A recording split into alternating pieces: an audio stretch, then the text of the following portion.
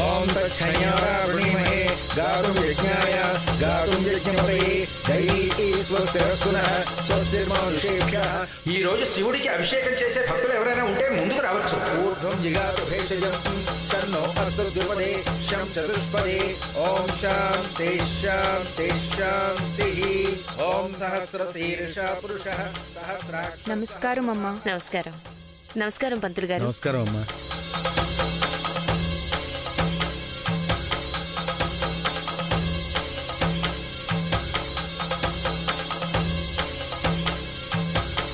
నమస్కారం పంతులు గారు. నమస్కారం అమ్మా. దశరథరామయ్య గారు ఎలా ఉన్నారమ్మా? బాగున్నారండి.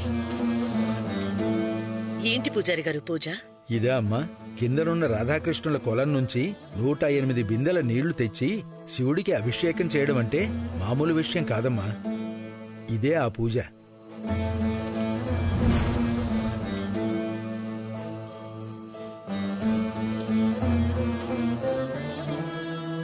చాలా నిష్ఠతో, నిర్మలమైన మనసుతో, వేరే ఆలోచనలు రానీయకుండా చెయ్యాల్సిన పని ఇది. అంత సులువైనది కాదు.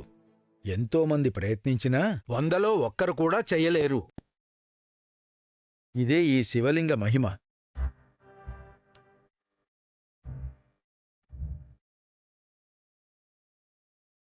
ఇంకో ముఖ్యమైన విషయం, తీరా అనుకుని చెయ్యడం మొదలుపెట్టాక చెయ్యలేకపోతే అది ఆ కుటుంబానికే అరిష్టం.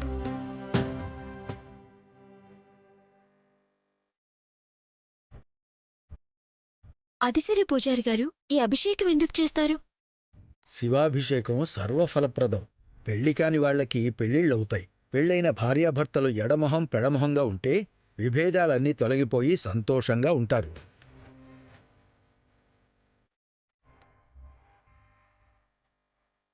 అలాగే పిల్లల్లేని వాళ్లకి యోగ్యులైన, వంశాన్ని ఉద్ధరించే పిల్లలు పుడతారు.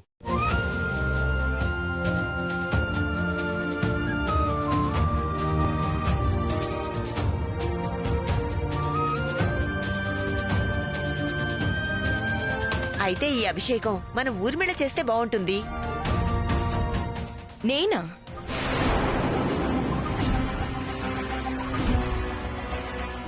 అదేంటి ఊర్మిళ అలా అంటావు? పూజారి గారు చెప్పింది ప్రజల కోసమే అయినా నీ అంతటి నువ్వే అభిషేకం చేయడానికి ముందుకొస్తావనుకున్నాను.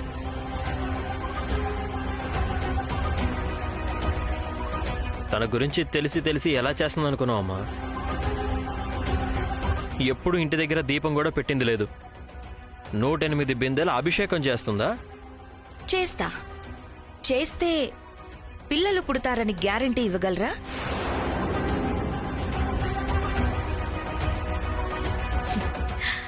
ఆ ఆలోచన రావడానికి ముందు మీరు కుర్చీలో నుంచి లేవాలి కదా. అది జరుగుతుందా చెప్పండి?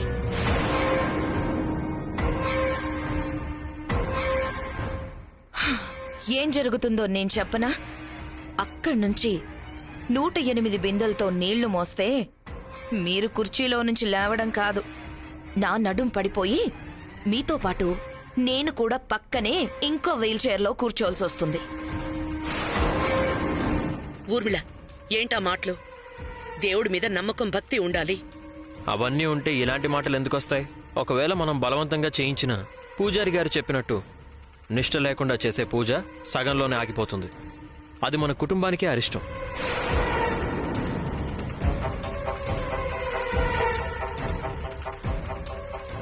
నేను చేస్తానత్తయ్య. నువ్వా? అవునత్తయ్య.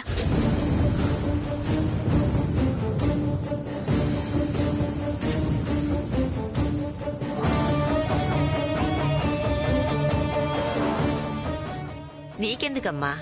మీ భార్యాభర్తలిద్దరూ అన్యోన్యంగా ఉన్నారు. నువ్వంటే వాడికి పిచ్చి ప్రేమ.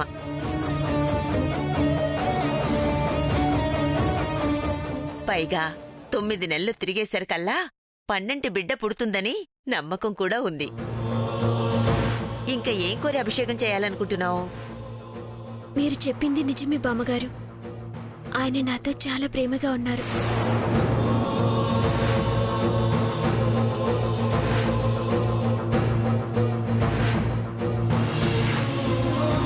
కానీ మావయ్య గారు పిల్లలు అంటున్నారు కదా.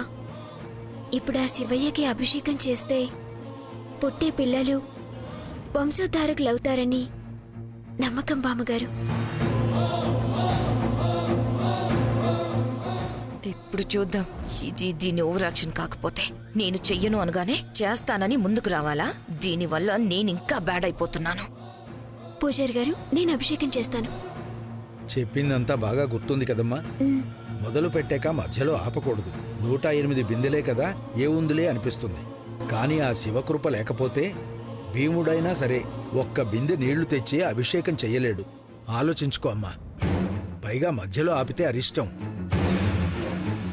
అవునమ్మా, 108 బిందెలు అక్కడి నుంచి మోసుకురావటం అంటే మామూలు విషయం కాదు.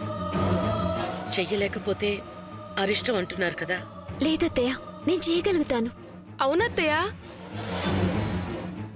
మా అక్కకి పూజలు వ్రతాలు అన్నీ అలవాటే. తప్పకుండా పూర్తి చేస్తుంది. మీరేం కంగారు పడకండి.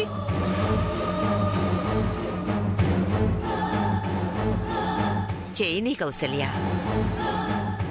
ఏం చేసినా ఆ దేవుడి మీద నమ్మకం ఉంచి చేస్తే చివరి వరకు ఆ దేవుడే తోడుండి నడిపిస్తాడు. దేవుడు తోడుండి నడిపిస్తాడట. ఈవిడో పెద్ద సతీ సావిత్రి మరి. 4 బిందెలు మోసేసరికి నడుం పడిపోయి కుయ్యో మొర్రో అనకపోతే అప్పుడు చూద్దాం. అమ్మా, ఇంకొక ముఖ్య విషయం. మొదటి నీళ్ల బిందె ఎత్తుకొని 108వ బిందె నీళ్లు పోసేదాకా మౌనవ్రతంలో ఉండాలి. గొంతు దాటి ఒక్క మాట బయటకొచ్చినా వ్రతం చెడిపోయినట్టే. అలాగే పూజారి గారు. ఆ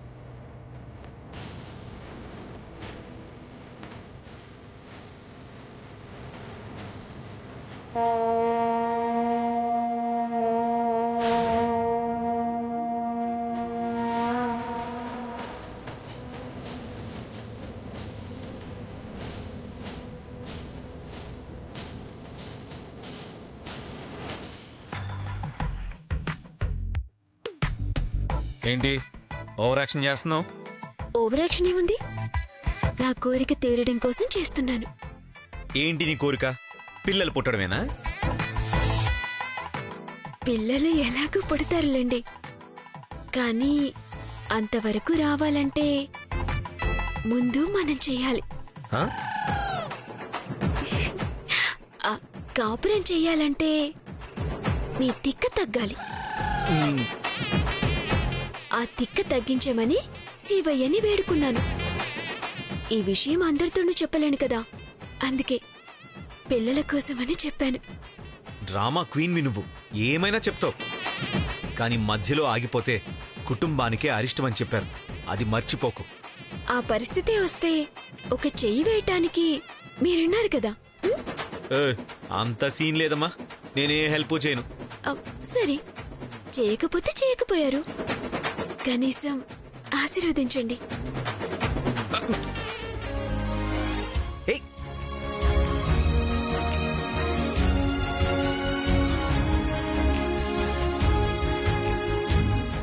ఆశీర్వచనం ఇవ్వండి, లేస్తాను. కౌసల్య, అది అన్యోన్య దాంపత్యం అంటే. భర్త అంటే విలువ, గౌరవం లేని వాళ్ళు చూసి నేర్చుకోవాలి. నేను చెప్పాను కదా, దీనివల్ల అందరూ నన్ను టార్గెట్ చేస్తున్నారు. ఇది కనుక ఈ 108 బిందెలు మోసిందంటే ఇంకా నన్ను తక్కువ చేసి మాట్లాడతారు. కాబట్టి ఇది ఈ అభిషేకం పూర్తి చేయకూడదు. ఎంతసేపు అలా కాళ్ళ మీద పడతావు? అందరూ చూస్తున్నారులే. దీవించండి, అప్పుడే లేస్తాను. సరే, దీవించానులే. లే. అలా కాదు, విజయోస్తు అని దీవించండి. విజయొస్తు విజయొస్తు లే.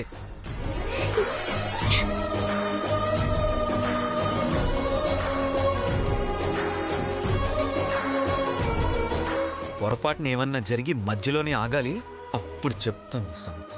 మీరు దీవించారు కదా, అస్సలు ఆగదులేండి. ఏ,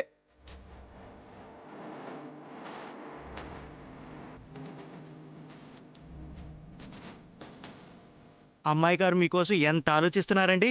ఏదేమైనా మీరు అదృష్టవంతులు బాబు గారు. నీ చేత 1116 బిందులు మోయిస్తా. నీ పెళ్ళం ఇంకా అదృష్టవంతురాలు అవుతుంది. అంత అదృష్టం నా పెళ్ళానికి వద్దులేండి.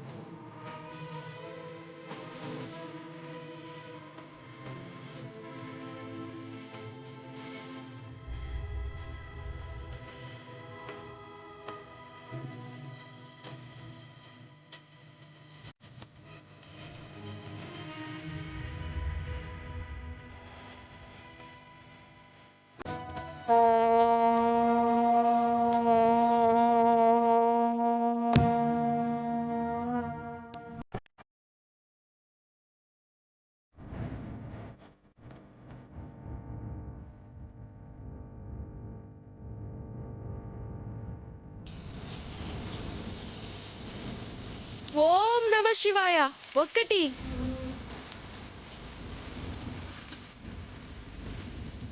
ఓం నమ శివాయ.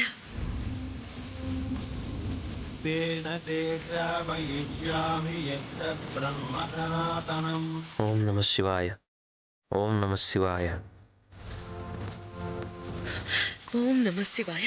ఓం నమ శివాయ.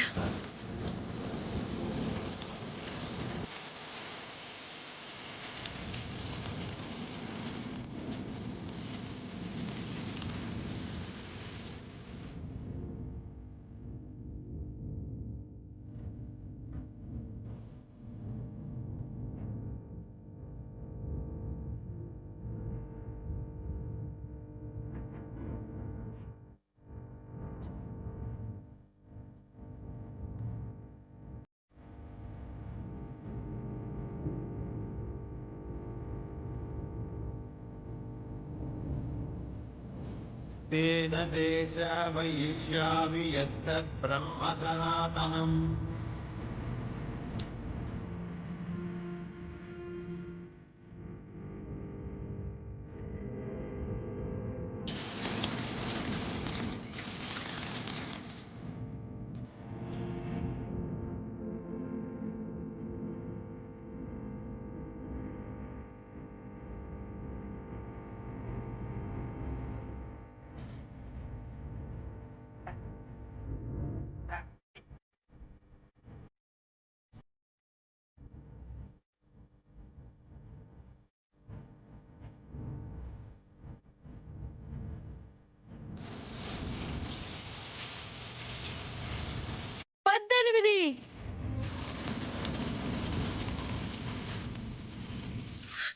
ఓం నమ శివాయ.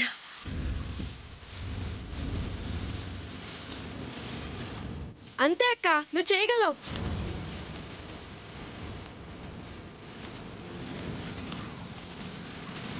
ఈ హుషారు ఎంతసేపు ఉంటుందో నేను చూస్తాను.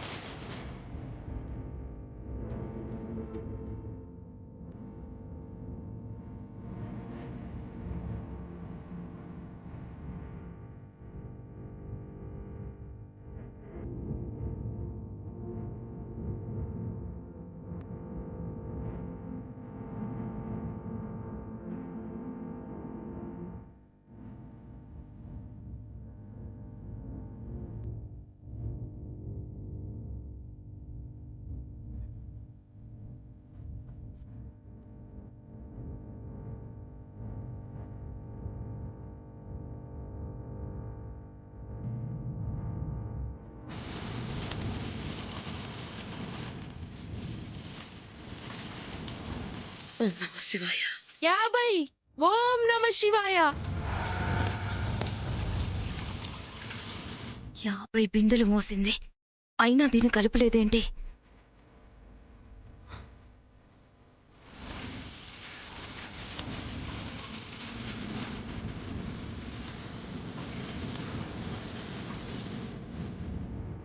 గట్టిగా ఈ మెట్లెక్కితేనే ఆయాసం వస్తుంది. ఇన్ని బిందెల నీళ్లు ఎలా తెస్తుంది? అసలు ఇంత మొండిదేంటిది?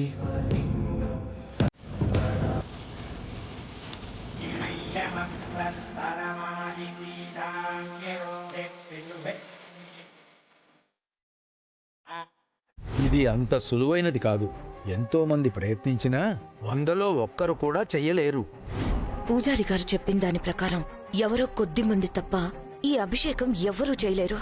కాని దీని ఊపి చూస్తుంటే 108 బిందెలు మోసేలాగే ఉంది. అదే జరిగితే అందరూ ఆకాశానికెత్తేస్తారు.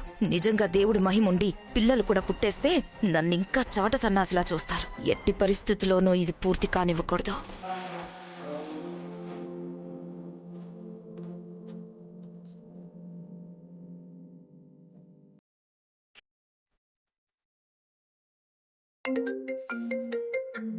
హలో,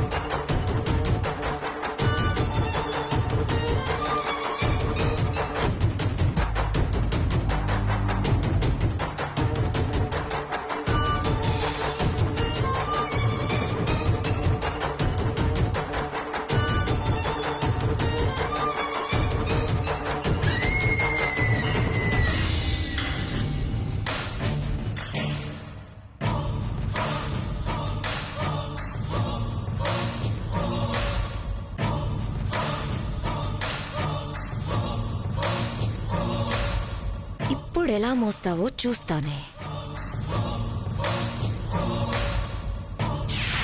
न शक्यं विस्तरात् कृष्णम्